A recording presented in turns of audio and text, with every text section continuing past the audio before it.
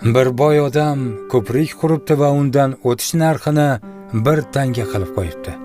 Hamma uning bu ishini qoralab, ziqna, xasis deb so'kibdi.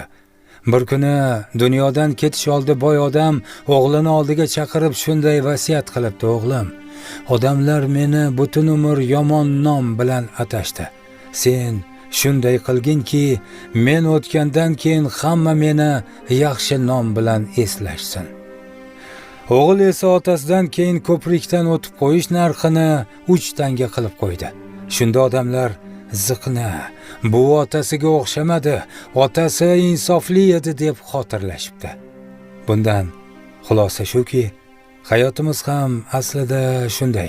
Kimningdir qadrini yomonlarni ko'rgandan keyingina anglab yetamiz.